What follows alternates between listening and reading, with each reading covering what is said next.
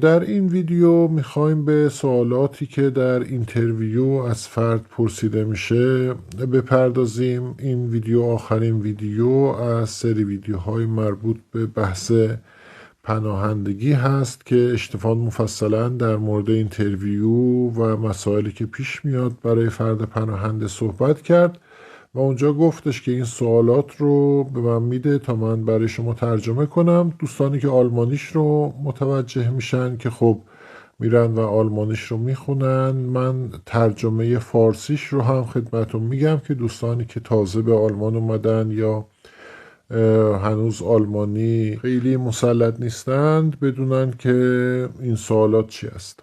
ابتدا میگه که این سوالات عمومیه که این سوالات رو یا مشابه این سوالات رو معمولا در اینترویوها بانف میپرسه. پرسش اول میگه که شما به چه نژاد یا قومی تعلق دارید.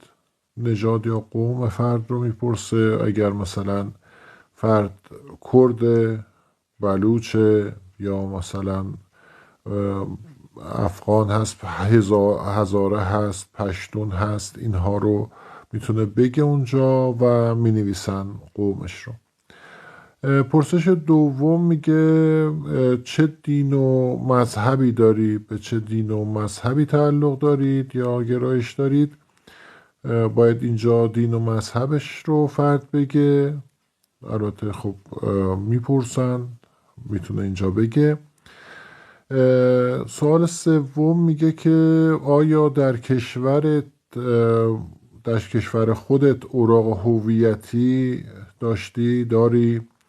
مثلا پاسپورت، شناسنامه، کارت ملی اگر داری میگی که مثلا من اینا رو دارم. اگر همراه باشه ارائه باید بدی. پرسش چهارم اگر ارائه ندی مدارک هویتیت رو، اون وقت میپرسه که به چه دلایلی نمیتونید اوراق هویتی رو ارائه بدید. باید اگر پاس نداری، مدرک شناسایی نداری که ارائه بدی، باید توضیح بدی که به این دلیل من نمیتونم مثلا پاسپورتم رو ارائه بدم. این اتفاق افتاده برای پاسپورت من و مثلا پاسپورتم رو همراهم ندارم. پرسش پنجم آدرست هست. میپرسه آخرین آدرست در کشور خودت کجا بوده؟ باید آخرین آدرسی که اونجا سکونت داشتی رو بگی. و سوال ششم میپرسه که آیا تا زمان خروج از کشور در اونجا سکونت داشتی؟ دقیقا باید این رو جواب بدیم. پرسش هفتم زمان خروج از کشور رو میگه چه زمانی کشورت رو ترک کردی؟ زمان رو، تاریخ رو باید بگید که دقیقا چه زمانی کشور رو ترک کردید.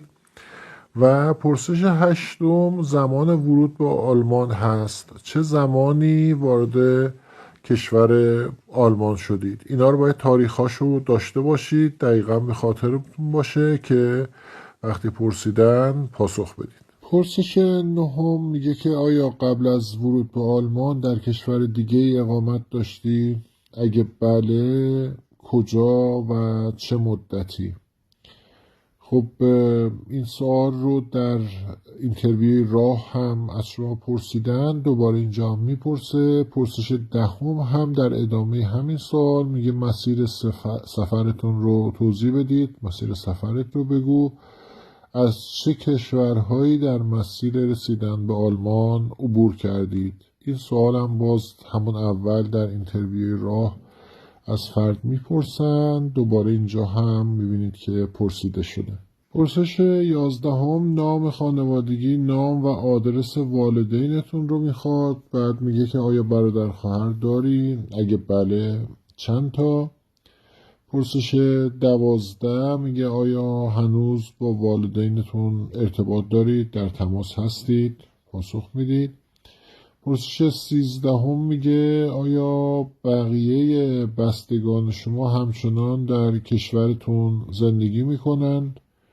توضیح میدید. و پرسش 14 میگه اسم پدر بزرگتون چیه؟ پدرتون اسمش چی است؟ باید بگید. و پرسش 15 میگه به کدوم مدرسه یا دانشگاهی رفتید، چه مدت رفتید و کجا بوده. پرسش 16 میگه چه کاری بلد هستی و آخرین کارفرمات کی بوده، کجا بوده. اون حرفه‌ای که بلد هستید رو باید توضیح بدید.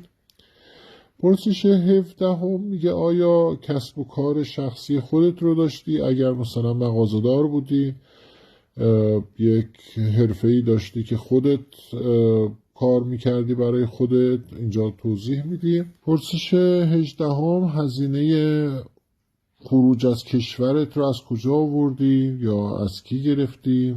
پرسش 19 میگه آیا تنها از کشور خارج شدی؟ اگر بله چرا تنها خارج شدی؟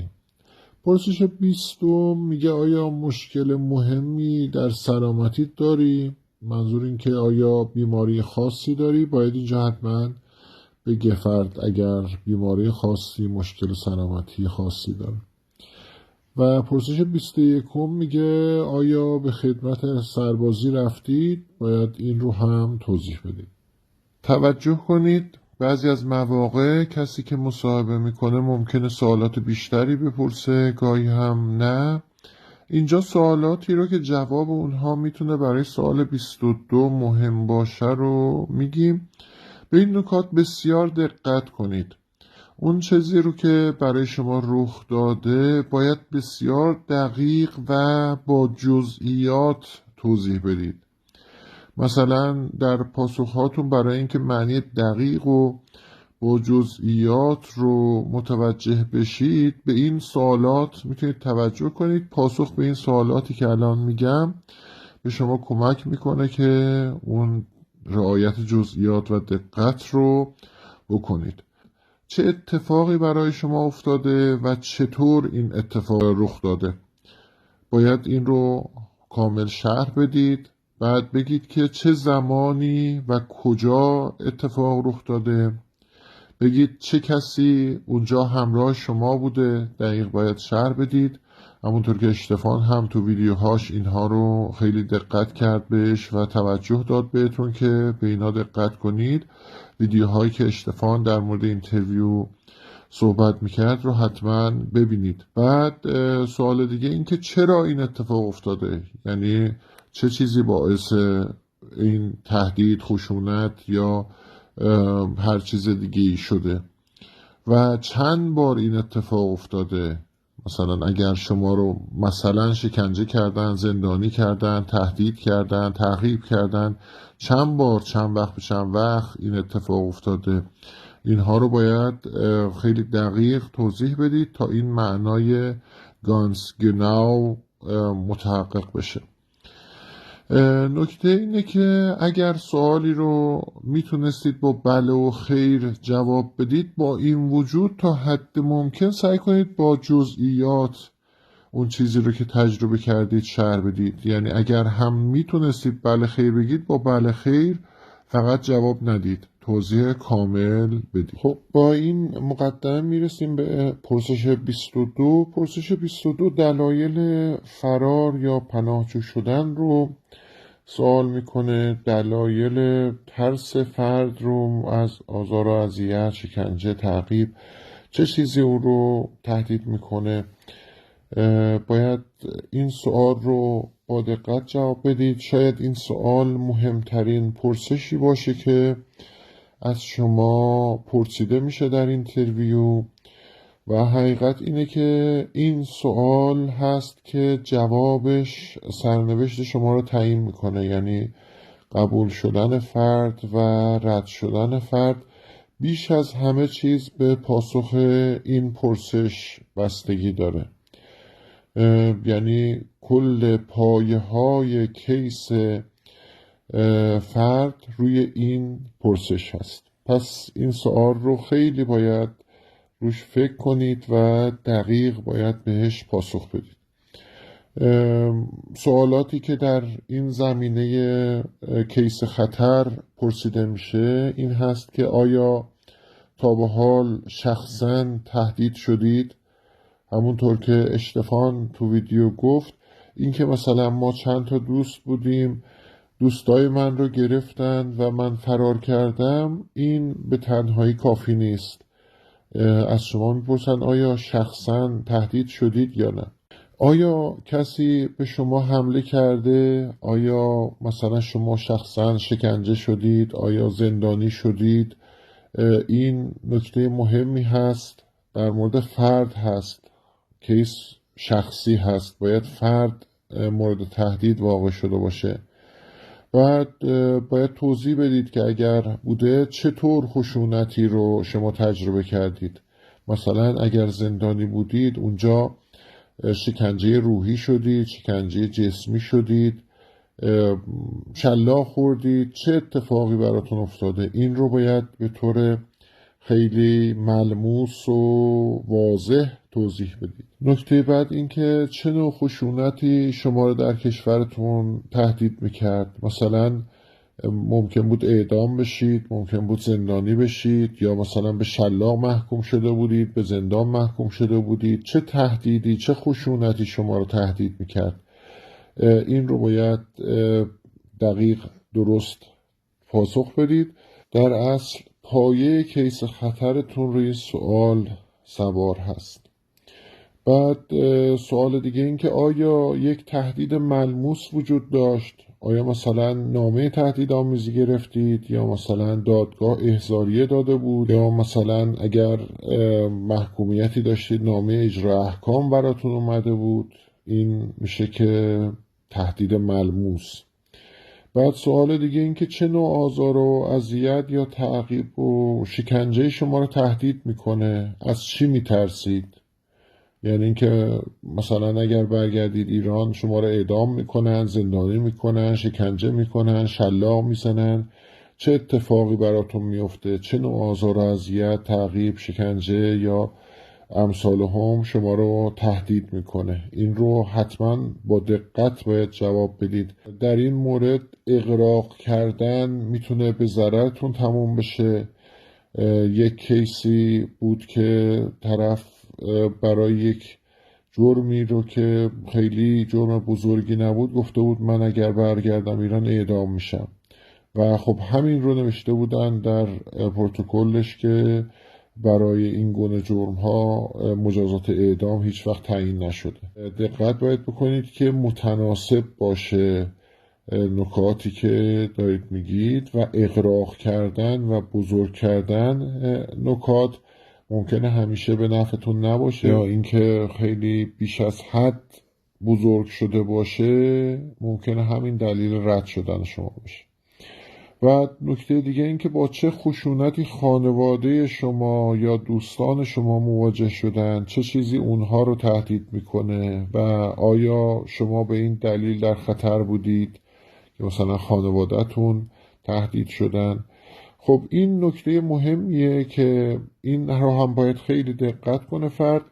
مثلا ممکنه فرد بگی که آره من به خاطر کاری که من کرده بودم یا اعتراضی یا شعاری که من داده بودم خانوادم رو، مثلا پدرم رو تهدید به اعدام کرده بودن اینها. خب این مسلمه که غیر قابل قبوله. خب اون کسی که مقابل شما نشسته و داره با شما مصاحبه میکنه با تمام مسائلی که در کشور شما اتفاق افتاده، آشناست با جرمها، با مجازاتها، صدها بلکه هزارها کیس مانند شما یا متنوع در کشور شما باش برخورد داشته و کاملا متوجه میشه. طوری نباشه که یه دفعه بزنه از اساس بی پایه است صحبتهاش و مشکل ساز بشه. این نکته که آیا فامیل شما تحت تعقیب بوده یا مورد تعقیب بوده و به خاطر همین شما در خطر بودید، معمولا در مواقعی که مثلا زن و شوهر هستن صدق میکنه.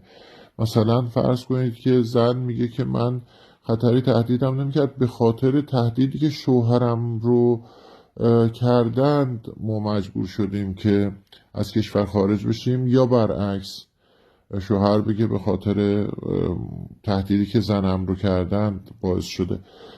این نکته مهمیه اینجا. یا مثلا فرزندان به پدر و مادر بگن، یعنی تهدیدی ممکنه برای من وجود نداشته به عنوان فرزند، اما پدر و مادرم تحت تعقیب بودن یا امثالهم و به خاطر این من هم در خطر بودم. پرسش بعد این که تا چه حد تهدید پدر و مادر یا خانواده یا دوستان میتواند روی شما تأثیر بگذارد؟ مثلا یه فرزندی که با پدر و مادرش زندگی میکنه، اگه پدر و مادرش بیفتن زندان، خب این هم گرفتار میشه، یا مثلا پدرش اگر اعدام بشه ممکنه این هم مشکل براش درست بشه. این سوال به این میپردازه که تا چه حد تهدید خانواده روی شما ممکنه تاثیرگذار باشه به شخصه. سوال بعد میگه که علت فوری برای فرار شما چه بود؟ این سوال بسیار بسیار مهمه. شما ممکنه از سالها قبل تهدید میشدید و ممکنه بعداً هم مورد تهدید واقع میشدید. چی شد که الان کشورتون رو ترک کردید؟ تو این لحظه چی باعث شد که فوراً مجبور باشید کشور رو ترک کنید؟ بسیار این سوال مهمه. سوالات بعد رو باز کلیش رو قبلا پرسیده بود، دوباره میپرسه، میگه آیا خطر خاصی شما رو تهدید میکرد چون به یک جنسیت خاص تعلق دارید؟ مثلا من چون زن بودم یا مثلا به جنسیت باینری قائل نبودم، مثلا من رو مورد تبعیض یا تهدید یا خشونت قرار میدادند.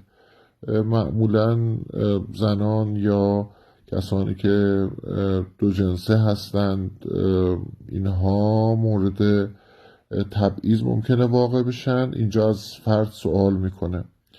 سوال دیگه این که آیا شما فعال سیاسی بودید و به این علت خطری شما رو تهدید میکرد؟ اگه فرد مثلا عضو یک حزبی هست و اون حزب مثلا غیر قانونی هست، ممکنه این در موردش صدق کنه. سوال بعد این که آیا شما به دین یا مذهب خاصی تعلق دارید که مورد تهدید، توهین، تبعیض یا تعقیب و آزار و اذیت و اینها قرار میگیره؟ مثلا فرض کنید که در ایران بهایی ها خب میدونیم که تحت تبعیض و توهین و آزار و اذیت و اینها قرار میگیرن. مثلا این سوال در مورد اونها کاملا صدق میکنه، میپرسن از فرد این سوال رو. سوال بعد میگه آیا شما به قوم خاصی تعلق دارید که باز مورد تهدید، توهین، تبعیض یا تعقیب و آزار و اذیت قرار میگیرند؟ مثلا فرض کن قوم ممکنه بگه فرد من بلوچ بودم، اینجا این مسئله برام پیش اومده، یا مثلا به خاطر کرد بودن این مسئله برام پیش اومده در ایران یا در افغانستان. باز اقوام مختلف وجود دارند، ممکنه به اون علت دچار توهین، تبعیض یا تعقیب و آزار و اذیت قرار بگیرن. سوال بعد میگه که آیا پلیس و نیروی انتظامی در کشور شما فاسده؟ آیا گروه‌هایی در کشور شما هست که پول بیشتری دارن یا قوی تر هستن؟ خب اینها همه سوالات رو البته معلوم نیست ازتون بپرسن، اینها سوالات کلی است. باید شما ببینید که کدوم سوالات به شما میخوره و ممکنه از شما پرسیده بشه. سوال بعد گفته که این سوال مهمیه. میگه که آیا پلیس و نیروی انتظامی خودش تو این جرایم دخالت داره؟ آیا پلیس و نیروی انتظامی خودش در این جرایم دخالت دارد؟ چرا نمیتوانید از پلیس کشورتان حفاظت دریافت کنید؟ تجربیات خود را شرح دهید.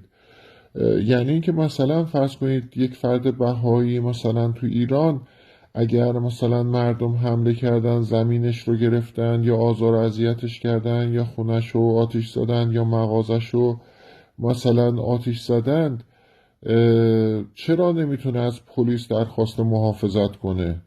آیا پلیس هم میاد باز با همینها همراه میشه و با اینها میره و همون کارها رو انجام میده؟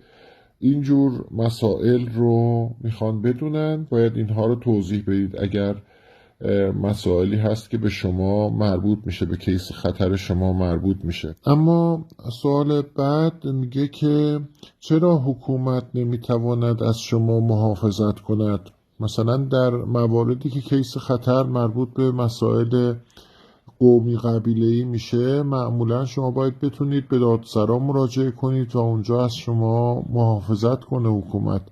اینجا میپرسه که چرا حکومت نمیتونه از شما محافظت کنه؟ اگر شما مشکلی با خود حکومت نداشته باشید، کیستون سیاسی نباشه، این باید یه گزینه باشه و حکومت بتونه از شما محافظت کنه. اینجا از شما سوال میکنه چرا نمیشه. و پرسش بعدی میگه چه ارتباطی یا قدرتی داره کسی یا گروهی که شما رو تهدید میکنه؟ مثلا اگر شما باز یک کیس قومی قبیله‌ای یا اجتماعی دارید، یه نفر شما رو آزار و اذیت میکنه یا میریزن مثلا مغازه هاتون رو آتیش میزنن یا میریزن کشاورزی هاتون رو از بین میبرن، مثل اون چیزی که برای بهایی اتفاق میفته. اینجا میپرسه اون فردی که میاد این کار رو میکنه یا اون گروهی که میاد چه ارتباطاتی داره که جلوگیری نمیکنن از اون، یا چه قدرتی داره، چرا میتونه این کار رو بکنه؟ اینجا باید توضیح بدید. پرسش بعد میگه چرا اطرافیان شما، فامیل و دوستان نمیتوانند از شما حمایت کنند یا به شما کمک کنند؟ خب در مواردی هست که ممکنه بتونن فامیل از فرد حمایت کنن. اینجا پرسیده که چرا فامیل، بستگان، دوستان از شما حمایت نمی کنند، مجبور شدید شما مهاجرت کنید. و میگه که پرسش بعدی چه خطراتی به واسطه درگیری ها یا جنگ ها در منطقه شما را تهدید می کند؟ خب کسانی که در کشورشون جنگ هست، مثلا الان در منطقه اوکراین جنگ، مثلا در سوریه هنوز جنگ، یا در افغانستان به شکلی خیلی وقت جنگ بوده. خب اینها جنگ ها و درگیری هایی که در منطقه هست ممکنه خطر مرگ برای افراد داشته باشه و خطرات دیگه. اینجا پرسیده چه خطراتی شما رو تهدید میکنه. این کسانی که در کشورهایی زندگی میکنن که درگیری های بزرگ یا جنگ ها در اون کشور وجود داره، این یک دلیل مهم برای پناهندگی هست. به این سوال خیلی باید دقت کنید. اگر از منطقه‌ای میایید که درگیری های وسیع یا جنگی وجود داره، باید مفصل به این موضوع بپردازید. پرسش بعد میگه وضعیت کیس خطر شما چطور پیشرفت کرد؟ یعنی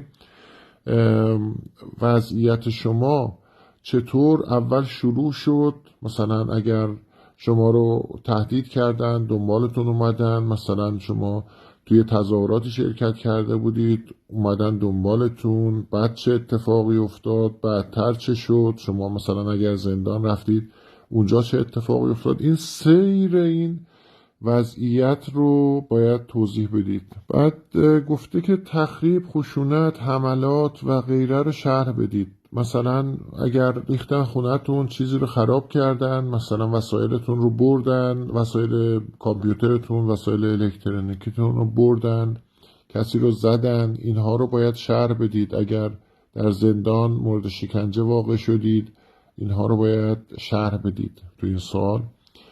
بعد میگه در مواردی که تعقیب یا آزار و اذیت از سوی شخص است، توضیح دهید که چرا این فرد این قدرت رو دارد و چرا حکومت در مقابل اون نمیتواند از شما پشتیبانی کند.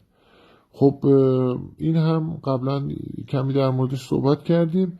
وقتی یه فردی آزار و اذیت میکنه، این سوال رو میپرسن که خب مثلا چرا اون فرد رو نمیتونید شما به دادسرا بکشونید؟ چرا نمیشه در مقابل اون فرد از دولت کمک بخواید؟ اینجا اگر مسائلی هست که مربوط مسائل قومی میشه، مسائل محلی میشه از این موضوع استفاده کرد.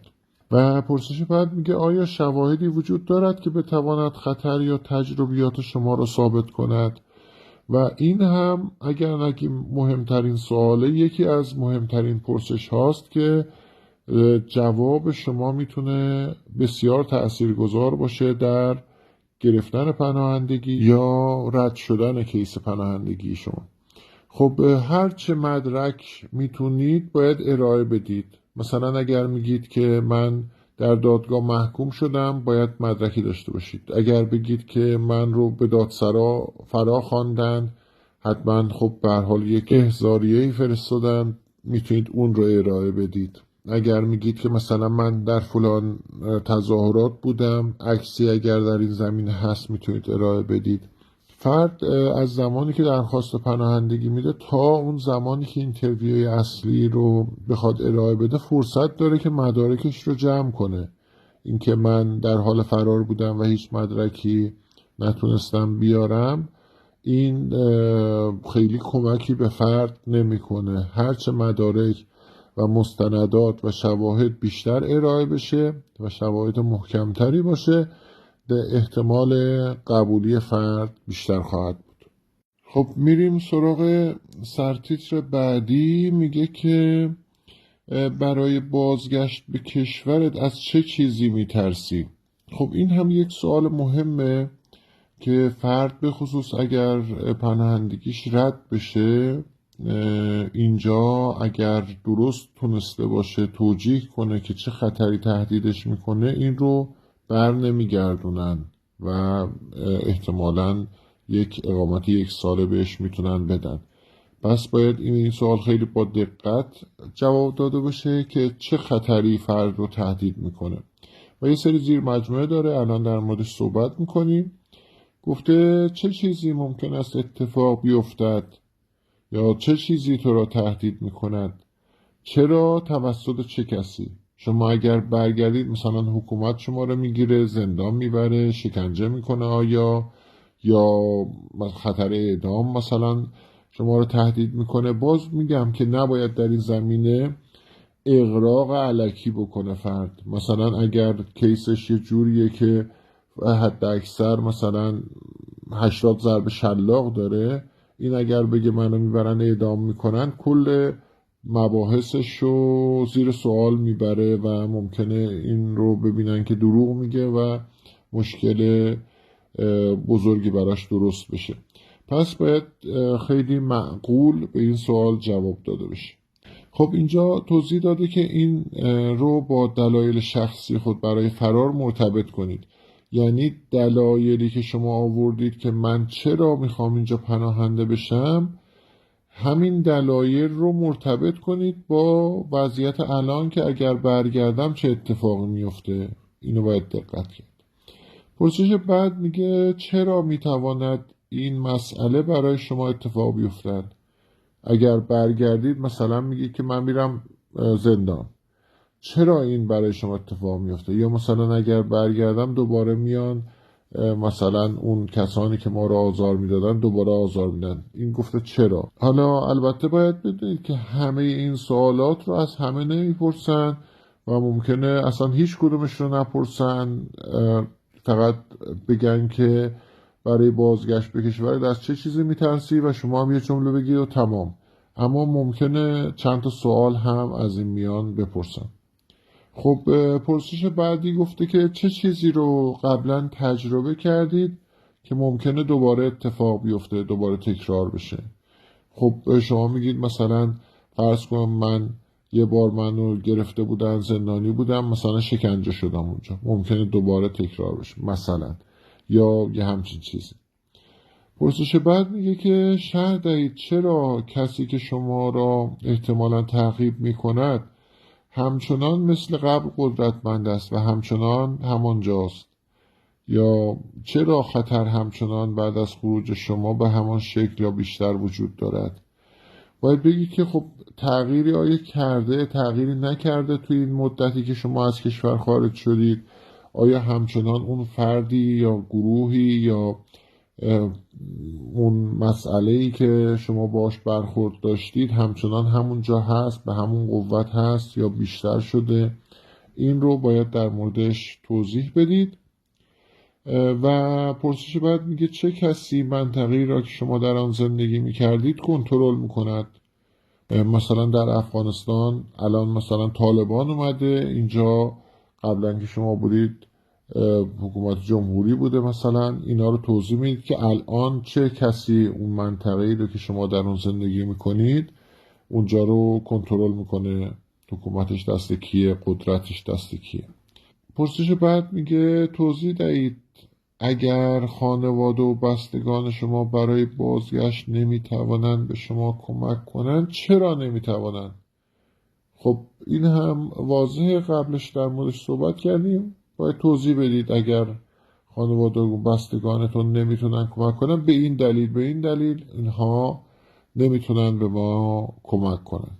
پرسش بعد گفته چه خطراتی میتواند برای شما وجود داشته باشد اگر تنها اونجا باشید؟ حالا این هم یه جور سواله. پرسش بعد میگه وضعیت سلامتی شما. این سوال مهمیه، دقت کنید، این دیگه ربطی به این موضوع بازگشت نداره، الان رو پرسیده. وضعیت سلامتی شما در حال حاضر چگونه است؟ آیا بیماری و مشکلات جسمی یا روانی وجود دارد که باید درمان شود؟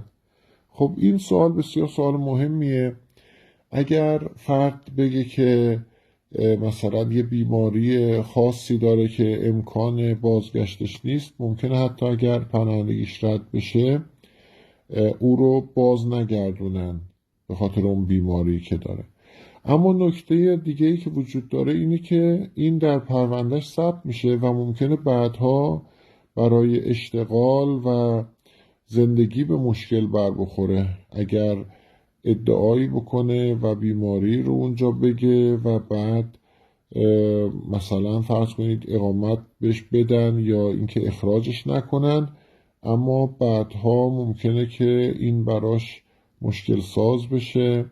گرچه این بیماری و اینها رو همینطوری اینها قبول نمیکنن، حتما نیاز به گواهی پزشک داره، ولی برفرض که یکی بگه من ناراحتی روانی خیلی شدیدی دارم، حالم از لحاظ روحی روانی بده و قابل درمان هم نیست، بعد مثلا این رو نگه دارن، بعدها دیگه سر هر کاری بخواد بره اگر گواهی پزشکی بخواد به مشکل برمیخوره. به این نکته باید خیلی دقت کنید که چطور فرد به این سوال جواب میده. به نظرم صادقانه در این زمینه جواب دادن خیلی مهم باشه، دقت باید کرد به این سوال. خب اینجا سوالاتی که گفته بود تموم شد، اما نکاتی رو که باید دقت کنید اینه که هر کیسی سوالات مخصوص به خودشو داره. شما باید در کیس خودتون فکر کنید که قاضی چه سوالاتی از شما میتونه بپرسه. شما در کیس خودتون هر جمله‌ای که میگید باید خودتون جای قاضی بذارید، بگید که خب اگر من جای او بودم چه سوالاتی میتونستم از این بپرسم، و با یک نفر که در این زمینه کار کرده، تجربه داره، میتونید مشورت کنید، میتونید با هم کیس رو بخونید، او از شما سوال بپرسه و برای همه جور سوالی آماده باشید. آمادگی لازم رو داشته باشید که هر سوالی ازتون پرسیدن شوکه نشید، نتونید جواب بدید، هول بشید یا تناقض در کلامتون به وجود بیاد. باید برای همه جور سوال آماده باشید. خب در پایان هم میگه که اگر بعد از جلسه اینترویو نکاتی باشه که برای درخواست پناهندگی مهم باشه باید به بانف اطلاع داده بشه. مثلا اسنادی که از کشورتون دریافت میکنید میتونه مهم باشه و باید بعدا ارسال بشه. یعنی تا قبل از اینکه نظرش رو بانف اعلام کنه این مدارک، هر مدارکی که به دستتون میرسه رو باید بدید به بانف، ممکنه تأثیرگذار باشه. البته بهترینه که هر مدارکی دارید بتونید قبل از اینکه تاریخ اینترویوتون برسه به دست بیارید، دریافت کنید و در روز اینترویو بدید. ولی اگر نشد در اولین فرصت بعدش هم اگر بدید خوب است. خب امیدوارم که این ویدیو براتون مفید بوده